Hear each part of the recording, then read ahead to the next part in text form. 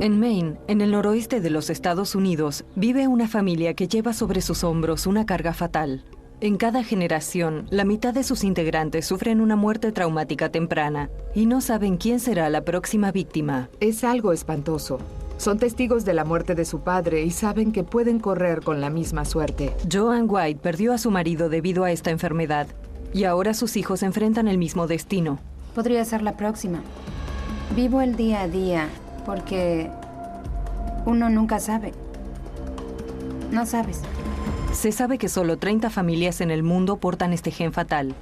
Fue descubierto por un médico italiano que atestiguó su efecto único y devastador. Son doblegados por alucinaciones, pesadillas, un cansancio extenuante y luego mueren. Las víctimas ansían dormir, pero son condenados a un insomnio perpetuo. Joanne llevará a sus hijos a California para investigar si son portadores de este gen letal. Sé que esto es muy difícil. E intentar encontrar la cura antes de que sea demasiado tarde. Faltan 30 segundos, Megan. Sigue así. Historias increíbles. Insomnio fatal.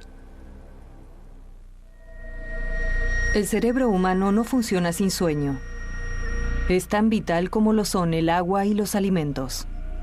El cerebro pesa alrededor del 3% del peso total del cuerpo, pero utiliza hasta el 25% de nuestro oxígeno y alimentos. Se compara con un motor de carrera altamente preparado, que no puede relajarse por completo cuando se está despierto. Y la única manera que tiene para desconectarse y lograr el descanso que necesitamos es mediante el sueño. Existe una enfermedad que priva por completo del sueño.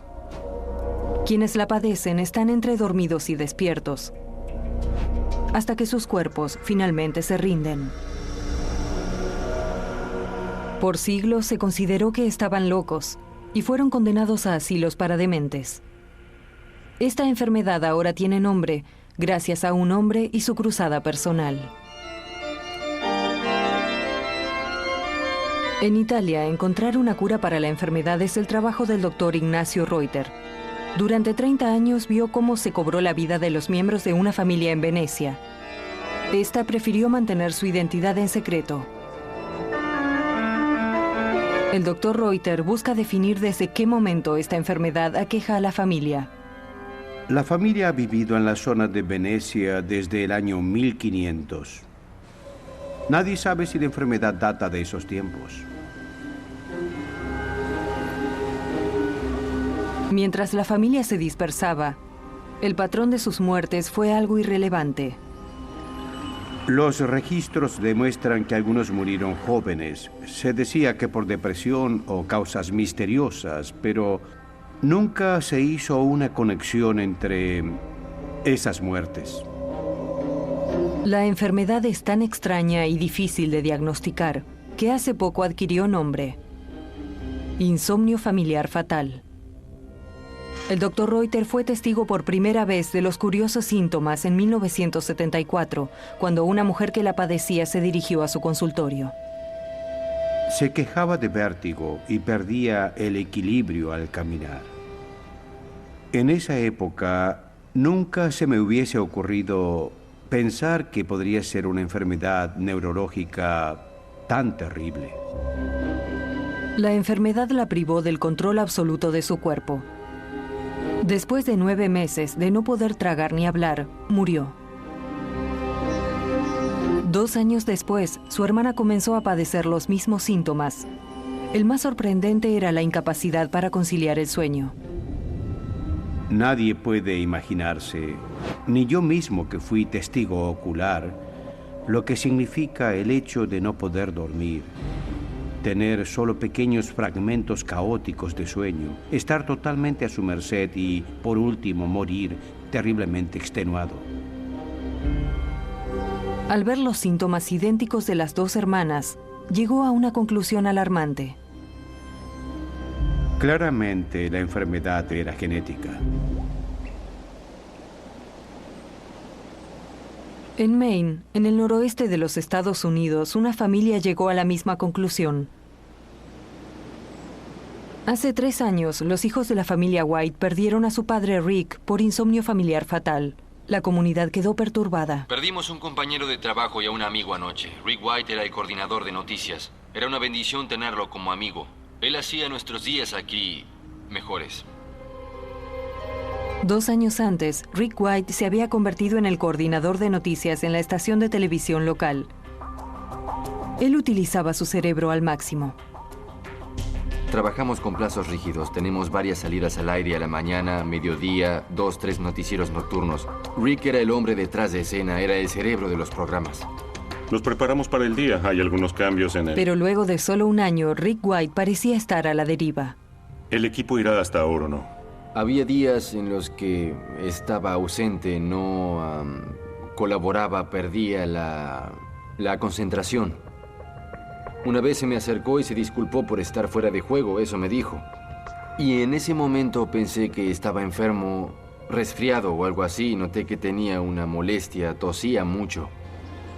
En la casa, a los hijos les molestaba la tos persistente de su padre. La tos no desaparecía. Luego comenzó a tener dolores en las piernas. El resto de las molestias comenzaron todas juntas. Era extraño que nada diera resultado. No lo sé, algo en mi interior me dijo, es así. Papá está enfermo. Era un día de la semana. Estaba recostada en la cama y escuchaba a mi padre que se afeitaba en el baño. Terminó de afeitarse y fue a su cuarto. Me levanté y él regresó al baño y le dije, papá, ¿qué haces? Respondió, me afeito, Megan. Le dije, papá, no, ya te afeitaste. Y no me creía, decía, no, Megan, no lo hice. Entró al baño, se miró en el espejo y vio que él ya se había afeitado. Eso fue muy duro para todos, fue como una bofetada, quedé impactada. No era extraña su reacción. Su padre padecía la enfermedad que había matado a otros familiares antes que a él. Sabíamos que no mejoraría. Es difícil enfrentar esa realidad y saber que no hay nada que puedas hacer para revertirla. 9 meses después, lo invadió una tos que nunca desaparecería hasta que Rick White perdió su vida. Cuando Rick estaba enfermo, yo pensaba en nuestros hijos. Están viendo morir a su padre y esto también puede pasarle a ellos. Ahora su madre, Joanne, quiere descubrir más datos sobre la enfermedad y saber si es posible encontrar la cura a tiempo para salvar a sus hijos. El insomnio familiar fatal es una enfermedad mortal del cerebro que permanece dormida por hasta 50 años. Cuando se activa, es imposible detenerla. Condena a sus víctimas a insomnio perpetuo y termina matándolos. Se descubrió por primera vez hace 30 años en una familia de Venecia. Sus síntomas eran un misterio. Pero después de ver morir a 2 hermanas de una misma familia, el doctor Ignacio Reuter sospechó que el desorden era genético. Viajó a la isla de San Cérvolo, a 1,5 kilómetros de la costa de Venecia, para buscar las historias clínicas de uno de los primeros hospitales psiquiátricos de Italia. Al hablar con familiares, descubrí que al menos un ancestro, y quizás más de uno, había recibido tratamiento en ese lugar porque consideraban que estaba loco.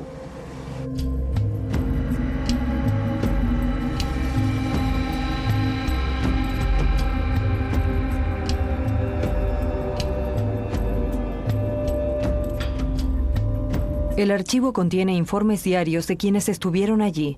Con la ayuda del responsable, encontró registros médicos de familias que databan del año 1800, con los mismos síntomas que padecían estas 2 hermanas. Desorientado en el tiempo, pierde la concentración. El paciente es descoordinado y lento en sus movimientos. La razón por la cual esta enfermedad avanza a través de las generaciones sin llegar a ser percibida es un misterio histórico. Los registros parecen confirmar que la enfermedad es genética. Para avanzar en su investigación, debía esperar hasta que la enfermedad letal volviera a acechar a la familia. En Maine, la familia White se entera de las investigaciones del Dr. Reuter y quiere confirmar si la enfermedad que mató a su padre corre por sus venas. Al menos 15 de sus familiares murieron por la misma causa. Sin embargo, la familia nunca habló sobre este oscuro secreto que los amenaza a todos. Siempre fue un tema tabú. Al encontrarnos en un funeral, de todos modos no se hablaba mucho del tema. Es como una negación. El mismo temor a lo que vendrá. Joan invitó a miembros de la familia de Rick a su casa. Quiere saber más sobre la enfermedad que mató a su marido y que ahora amenaza a sus hijos.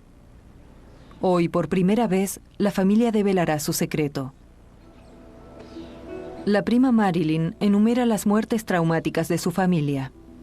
Bárbara, mi madre, murió a causa de la enfermedad, al igual que su hermana Joyce. Su hermana Joan eran mellizas y su hermano Donald y otro hermano Paul. Perdí a otros 3 primos por la misma enfermedad. Si hay algo, un dolor que dura 2 o 3 días, automáticamente pienso, ya está, yo tengo la enfermedad, esto es el comienzo. Es un pensamiento permanente. Heredamos la mitad de los genes de cada uno de nuestros padres. Cuando uno de ellos tiene el gen del insomnio fatal, cada hijo tiene una probabilidad del 50% de padecerlo. Pero la suerte no estuvo del lado de la tía Judy. Me casé con mi marido. Él falleció. Luego fallecieron mi hijo y mi hija. Y agradezco no haber tenido más hijos. Si hubiese sabido que portaba la enfermedad, no habría tenido hijos porque creo que no es un legado que quieres darle a un hijo por nacer. Para ayudar a Andy y a Megan, su abuelo Graydon White diagramó un árbol genealógico para apelar a la memoria y determinar cuándo comenzó todo. ¿Qué significan las estrellas rojas? Las estrellas rojas marcan a las personas que padecieron la enfermedad y que murieron por su causa. Graydon no solo perdió a su hijo Rick por la enfermedad, sino también a su esposa. Bien, nuestra alteración genética data de esa fecha. A través de los años, nos dimos cuenta de que tenía que haber una causa. En alguna parte tiene que estar el desorden genético y queremos descubrirlo. Existe una familia muy adinerada de Italia que está haciendo lo mismo. 8 años después de que el Dr. Reuter observó sin esperanzas cómo sucumbían las 2 hermanas italianas, otro hermano, Silvano, fue a su consultorio. En 1983 vi los primeros síntomas de la enfermedad en un hermano más joven de las 2 hermanas que ya habían fallecido. Transpiraba mucho y decía que dormía muy poco. Entonces le di sedantes, pero solo empeoraban el cuadro que tenía. Temeroso por la salud de su paciente, visitó a uno de los neurólogos más reconocidos de Italia. Recibí el llamado de un médico de la zona de Venecia. Me contó sobre uno de sus pacientes, que mostraba síntomas de una enfermedad que avanzaba rápidamente. El motivo que despertó mi curiosidad fue que estas personas morían porque habían perdido la capacidad de dormir. Le contesté de inmediato, venga mañana. Creo que por mi cara él me creyó, que al menos pudo percibir que yo estaba desesperado. A la semana, Silvano estaba bajo el cuidado de los neurólogos del Hospital de Bolonia. Las imágenes que se registraron forman parte de un archivo único. Resignado a morir, solo quería ayudar a encontrar la cura para futuras víctimas. Había atestiguado el progreso de la enfermedad y sabía muy bien que terminaría con su muerte. Dijo, considérenme como un conejillo de indias para investigar esta enfermedad, esta maldición que existe en mi familia. Reconozco que era un hombre muy, muy valiente. Eso era. La enfermedad y el estigma de la locura que se les infiere a las víctimas hicieron que esta familia cayera en la angustia, permaneciendo en el anonimato. Los médicos monitorearon el patrón de sueño de Silvano durante varios periodos de 24 horas. El paciente permanecía siempre despierto. No se trataba de una vigilia pura, pero él no podía dormirse. Sorprendentemente, parecía que Silvano dormía. Una y otra vez, Silvano hacía gestos simples, como peinarse el cabello o abotonarse el pijama. Una vez, incluso hizo un saludo militar. Y yo le pregunté, ¿qué es eso? Y respondió, soñé que era un guardia durante la coronación de la reina Isabel. ¿Cómo se explicaba que Silvano soñara sin dormir? El acto de dormir se divide en 3 tipos de sueño básicos: liviano, profundo y REM, que es cuando aparecen los sueños. Durante el REM es cuando soñamos. La función de los sueños no se comprende por completo, pero el sueño REM produce un sonido artificial y podría resultar de la acción del cerebro por comprender la estimulación artificial y la creación de sueños. REM significa movimientos rápidos de los ojos que caracterizan nuestro sueño. Pero cuando soñamos, el cerebro no descansa. Yo lo veo más como un estado en el que no estamos despiertos que como el simple acto de dormir. Nos proporciona una forma adecuada de recuperación y no es un sustituto del sueño profundo o sueño verdadero. Silvano literalmente moría por falta de sueño verdadero. Los especialistas que lo trataban no habían visto un caso semejante. Este paciente nunca experimentó sueño profundo, que es el tipo de sueño que permite renovarnos. Sus párpados se le caían demostrando su necesidad de dormir. Pero bueno, no dormía. La realidad es que nuestro cerebro no puede funcionar si no dormimos. El cerebro contiene miles de millones de neuronas. Demanda una gran suma de energía y necesita del sueño porque la parte más importante del cerebro, la parte central superior, la corteza cerebral, trabaja muy duro mientras estamos despiertos. Y la única oportunidad que tiene el cerebro para desconectarse o descansar es cuando dormimos. Silvano no concilió el sueño profundo durante 8 meses. Su insomnio indicaba que su cerebro estaba funcionando mal. Durante las últimas semanas de su vida, su cuerpo alcanzó un estado de sobreexcitación. Cerca de su final era solo un cuerpo con vida animado por contorsiones musculares y contracciones espasmódicas causadas por la enorme actividad cerebral en aumento. Después de unos meses así, su final se precipitó. Fue rápido. El profesor Lugaresi estaba decidido a encontrar la causa de los síntomas que llevaron a Silvano a la muerte. Se refirió a un exalumno que estaba trabajando en Cleveland, Ohio, y quien ostenta una de las colecciones más grandes de cerebros enfermos de los Estados Unidos. Me llamó y me dijo, tenemos un nuevo caso de una nueva enfermedad, caracterizada por la pérdida de la capacidad de dormir. Entonces le contesté, Gambetti, abócate a este caso, deja ya lo que estés haciendo. Dedícate a este caso porque haremos un gran descubrimiento. El doctor Gambetti aceptó esta oportunidad. Al ser una muestra tan importante, uno de los residentes que estaba en el laboratorio voló a Bolonia para traer el cerebro. Las instrucciones fueron claras. Les dijimos, observen en detalle el tallo cerebral. Observen bien el hipotálamo. Estábamos equivocados. Completamente equivocados. Hace 20 años se creía que el sueño era controlado dentro de estas áreas, en la parte posterior del cerebro. Se examinó el tallo cerebral con muchísimo cuidado. Sin embargo, no detectamos ninguna lesión. En cambio, en ese cerebro sí se pusieron de manifiesto graves lesiones en la zona del tálamo.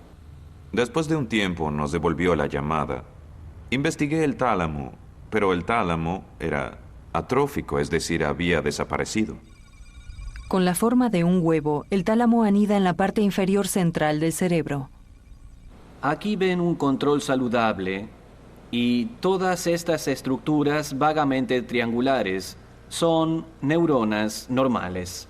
En un tálamo dañado, como pueden ver, esencialmente hay una pérdida de estas células de 85 a 95%. Es una pérdida grave. Hasta la muerte de Silvano se creía que el tálamo era solo un pasaje para las señales que viajan entre las áreas del cerebro.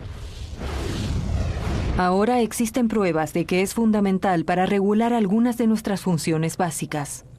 A partir de esto, comenzamos a comprender la importancia crucial de la zona del tálamo en la fisiología humana y en el entendimiento del sueño. El problema era qué nombre darle a esta enfermedad que la describíamos en una cáscara de nuez. Pensamos un tiempo y se nos ocurrió insomnio familiar fatal.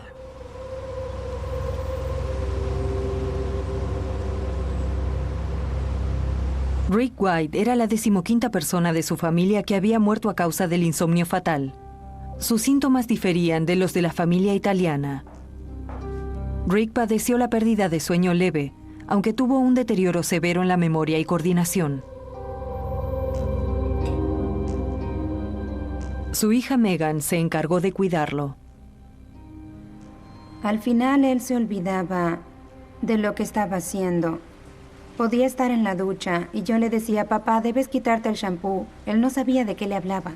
Tenía que darle el shampoo y decirle, ponte esto en la cabeza. Primero en la mano, luego en la cabeza.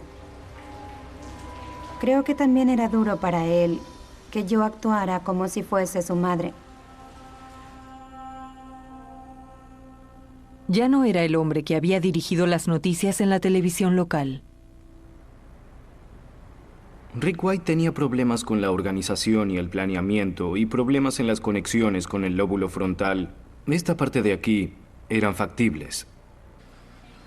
Michael Gershwin y sus colegas son expertos en insomnio familiar fatal y estudiaron el caso de Rick White.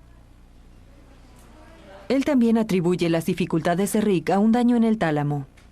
El tálamo conecta la corteza cerebral, la superficie del cerebro y las estructuras más profundas en la parte inferior del cerebro. En Rick White, es probable que las conexiones del tálamo con la corteza cerebral, en especial los lóbulos frontales afectados al principio de la enfermedad, hayan causado una disfunción cognitiva. Durante sus últimas semanas, la enfermedad hizo que Rick tuviera un retroceso a un estado infantil. Hacia el final, perdió la capacidad del habla y del pensamiento racional, aunque tuvo un momento de lucidez significativo. Estábamos sentados juntos en el sofá. En ese momento él ya no hablaba casi nada. De repente me miró y dijo, Megan, ¿podemos hablar un minuto? No había dicho algo así por varios días. Levanté la vista y lo dijo con un tono normal, demostrando que podía hablar. Ni siquiera habló entrecortado, no parecía enfermo. Y agregó, Megan, ¿qué es lo que más te enorgullece de toda tu vida? Llorando le respondí, cuidarte a ti, papá.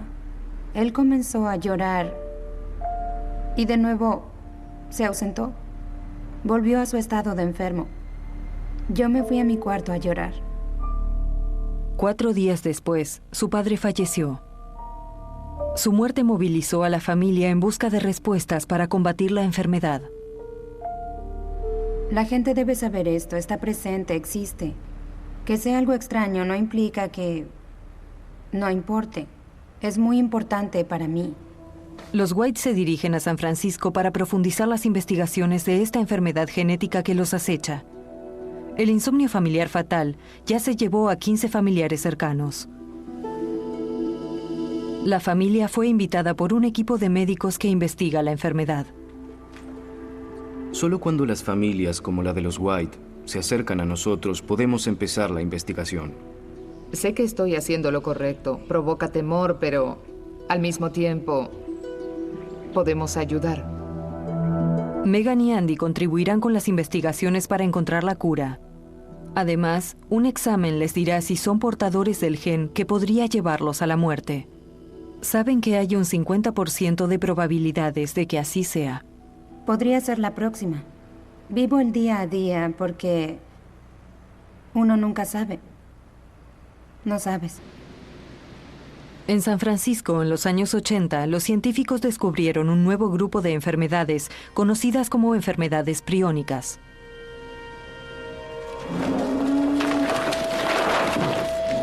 La más perversa es la de la vaca loca, y su variante en humanos, la CJD, por sus siglas en inglés.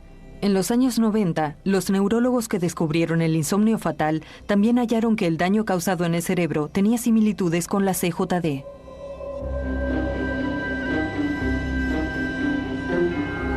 Procuraron un anticuerpo para identificar los priones en tejido cerebral post-mortem.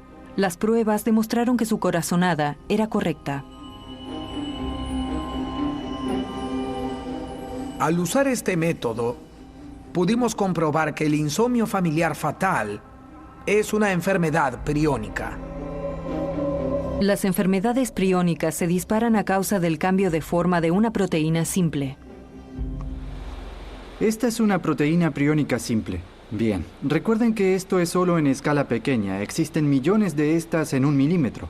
Como ven, tiene esta estructura helicoidal que simula un cable de teléfono. Y tiene un poco de esta otra estructura plana que parece pasta. Bien, a la derecha vemos la forma que adopta la enfermedad. Todavía mantiene algunos con forma de cable, pero tiene muchos más de forma plana que, en estado normal, solo se encuentran pocos. ¿Cómo puede una proteína diminuta causar este daño devastador? Bueno, la respuesta absoluta no la tenemos. Lo que sí creemos que sucede es que una vez que un prión modifica su forma, cuando toca a uno normal, lo obligará a modificarse y tomar la forma maligna. De hecho, es así como se multiplican, por contacto con los priones sanos y haciéndoles modificar su forma. Se puede ver cómo se juntan y cómo se quedan juntos. Ahora sabemos que una de las características de las enfermedades priónicas es cuando se ensamblan en una estructura de mayor tamaño. San Francisco, 7:15 a.m. La familia White todavía se recupera del largo viaje aéreo y de perder el equipaje. Están muy nerviosos. Les espera una jornada de exámenes en el hospital de la Universidad de California. Son parte de la investigación sobre enfermedades priónicas, aunque también podrían indicar síntomas tempranos ocultos de insomnio fatal en Megan y Andy. Andrew, debes recostarte en la otra cama para hacer el examen neurológico. ¿Cuántos dedos ves? Los exámenes neurológicos controlan la coordinación y la reacción de Andy. Se llama visión periférica, ¿ok? De acuerdo. Mira aquí y dime cuántos dedos puedes ver. 3. Excelente. 2. Perfecto. Buscamos anormalidades sutiles en alguna parte del sistema nervioso, en todo su trayecto, desde la punta de la cabeza hasta los dedos de los pies. Haz la fuerza contraria. Ahora con esta. ¿Puedes señalar la imagen que corresponde? La niña sigue al niño que lleva botas puestas. Mientras tanto, Megan realiza pruebas mentales también diseñadas para demostrar anormalidades neurológicas.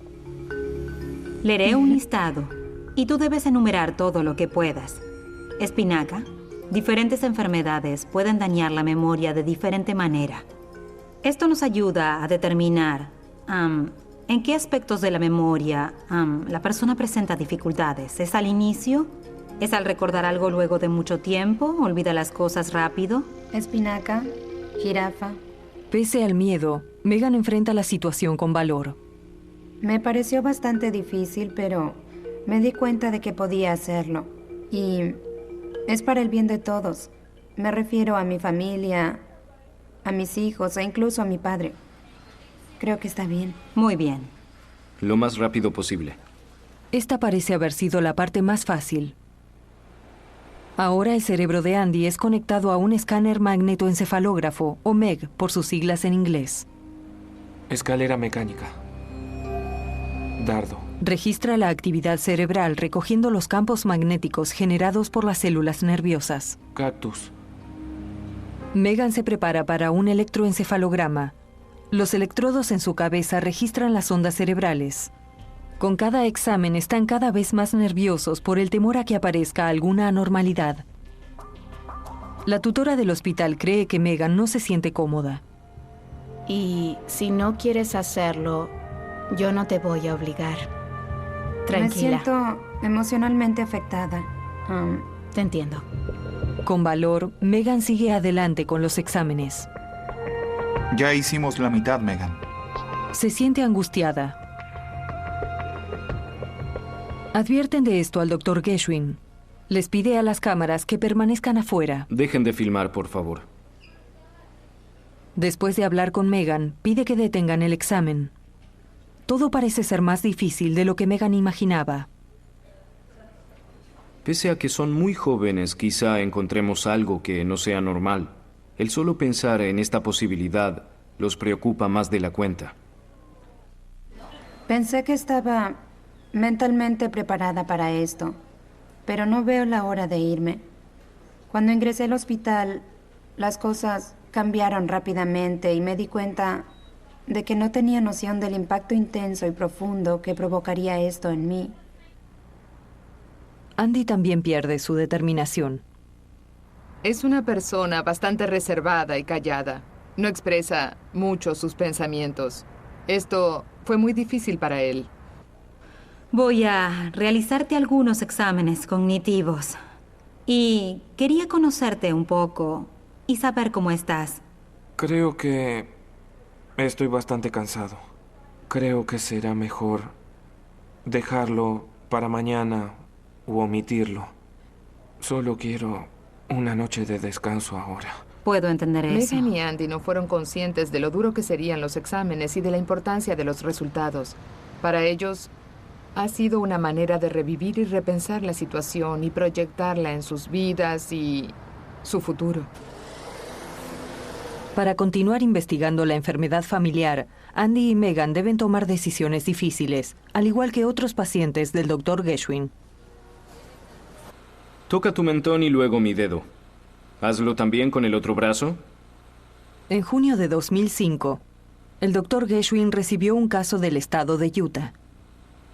Diane Stolling padecía demencia rápida. Los médicos de Utah creían que podía ser CJD, pero sus síntomas diferían de ese diagnóstico. Ahora lee estas palabras. Mamá. Tipo. Dedo.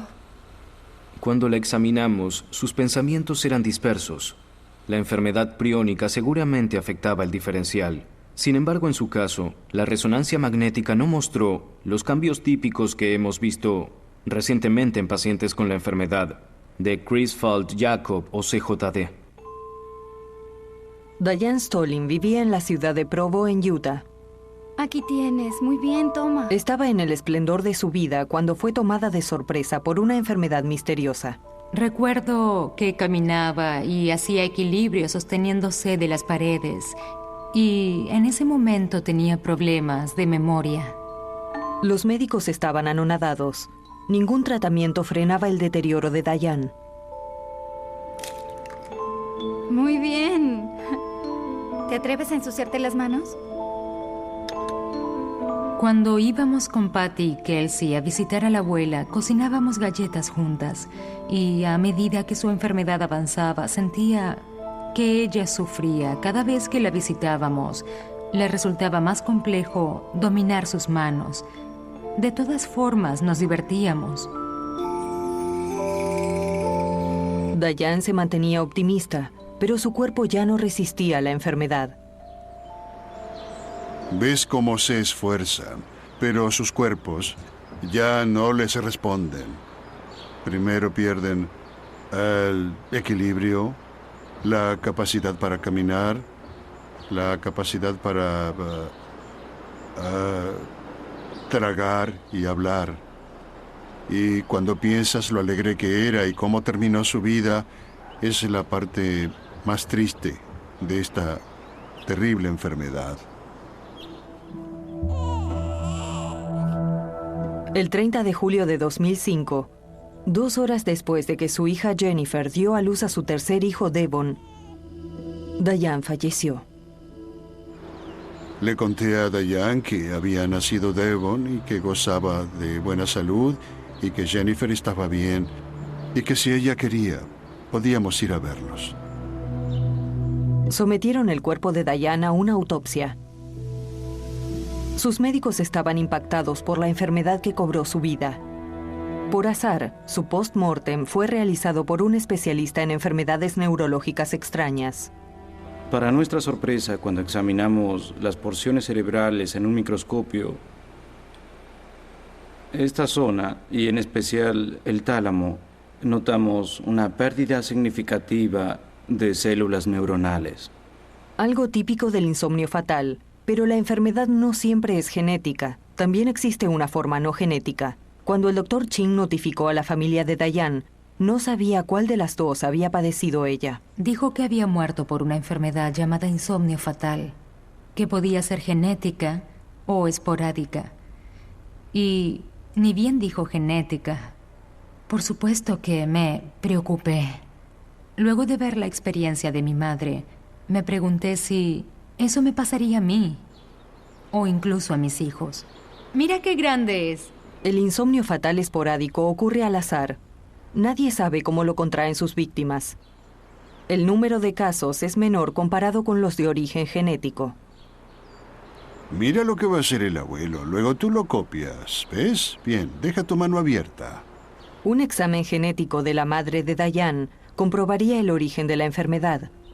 ¿Podrá Jennifer soportar el desafío? Cuando éramos pequeños, temías hacerlo. En San Francisco, Andy y Megan White también tienen la oportunidad de saber si son portadores del gen de insomnio fatal. Saben que es probable que al menos uno de ellos lo sea. Luego de 5 horas de debate médico en el Hospital Universitario de California, se reúnen con la consejera genética, cuya labor es informarles acerca de la inferencia del examen genético. Primero me gustaría tener la historia clínica familiar. Narrar la historia familiar es algo doloroso. Uno de sus tíos que murió a los 40 años tenía 2 hijos. Bien. Y ambos murieron de eso. ¿Qué edad tenían? 26. ¿Ambos? El varón. ¿Había otros problemas de salud descartando el insomnio fatal? Oh, sí. Tenía parálisis cerebral. Megan y Andy atraviesan sus 20 años, la misma edad que tenía su primo cuando contrajo la enfermedad de insomnio fatal. Y en los jóvenes se suelen dar otras enfermedades. No siempre, pero tienden a padecer otros problemas. Sé que es difícil hablar de esto. Sí, lo es. Es tan horrible. Megan tiene artritis reumatoidea juvenil. De acuerdo. No está Ella dentro de es- los cuadros habituales. De acuerdo. Entonces... Sí. Tengo tanto miedo. Ahora Jill Goldman se refiere a las preguntas para el examen genético. Su pronóstico fue inequívoco. Existe un 50% de riesgo de heredar el gen de esta enfermedad o un gen normal. Sí, realmente es como jugar a cara o seca. Puede que ninguno de los dos lo tenga. Bien, o como en la generación de tu abuela, puede que ambos lo tengan. La única manera de saberlo es por medio de un análisis de sangre y haciendo un estudio de secuencia del gen. Megan y Andy enfrentan un gran dilema. ¿Se harán el análisis de sangre para revelar su destino? Jennifer Jones también enfrentó esta dura opción después de que su madre muriera de insomnio fatal. Cuando se encontró con el médico que había detectado la enfermedad, él fue optimista. Basados en la falta de casos con problemas neurológicos inusuales en la familia de Diane, era poco probable que fuese un caso de origen genético de insomnio fatal. Le pregunté por qué era necesario comprobar que No era de origen genético porque seguramente la enfermedad tenía un origen. Debió comenzar con alguien de la familia cuyos genes habrían mutado. Enfaticé el hecho de que no podíamos estar absolutamente seguros sin un examen genético. Antes de morir, habían extraído una muestra de sangre de Diane. Jennifer quería que hicieran la prueba para saber si tenía el gen de insomnio fatal. Esperó durante 10 días el resultado con ansiedad. El estudio de ADN demostró que no había mutaciones presentes en los genes de Diane. Sentí que me quitaban una carga de los hombros. Recuerdo el alivio que sentí al escuchar la noticia. Ahora, yo y mis hijos no corremos el riesgo de contraer la enfermedad. Diane fue una de las 8 personas en todo el mundo a quien se le diagnosticó insomnio fatal esporádico. Jennifer y sus hijos estaban a salvo. Megan y Andy White enfrentan la misma difícil decisión. Accedieron a realizarse exámenes para contribuir con la investigación médica, pero les queda una última tarea. Deben decidir si quieren hacerse el examen que les permitirá saber si son portadores del gen fatal. Es la decisión más difícil de sus vidas. Hacerse el examen los podría liberar de la duda o condenarlos a una vida amenazada por el repentino ataque de la enfermedad. La primera en presentarse es Megan. Debemos ser muy cuidadosos cuando realizamos un examen genético. El paciente se puede deprimir. No solo eso, es posible que consideren suicidarse, poner fin a sus vidas. No puedo mirar. Puede ocurrir que muchas personas no estén emocionalmente preparadas para los resultados de un examen genético. Luego de meditarlo, Andy no deja siquiera que tomen una muestra de sangre. Megan y él saben que en poco tiempo deberán enfrentar el asunto. Estar en pareja quizá sea la razón que me obligue a considerar esta cuestión. No quiero exponer a un hijo a las dificultades que yo tuve que experimentar, o que vean cómo su padre padece la enfermedad y que ellos sean potenciales víctimas y tengan que atravesar lo mismo. Lo único que me haría reconsiderar la decisión sería el hecho de querer tener hijos, que es algo que deseo, porque quiero que se detenga. Realmente, no quiero que nadie más padezca esto. Se lograron grandes avances para identificar defectos genéticos, aunque estos pueden acarrear nuevos problemas. El objetivo es identificar el genoma humano completo. Eso significa que si tu material genético no concuerda con el genoma humano estándar, ¿no conseguirás un seguro de vida o que te convertirás en desempleado? Quizás sea una visión radical, pero sí, puede afectar tu vida, tus posibilidades de empleo y otras cuestiones. Investigaciones como las que se llevan a cabo en San Francisco e Italia nos dan una buena noticia. Aunque Andy y Megan sean portadores del gen mutante, existe la esperanza de que para cuando se active ya haya un tratamiento. Las malas noticias son que a medida que se descubran más enfermedades con componentes genéticos, el dilema que hoy enfrenta la familia White será común para millones de familias.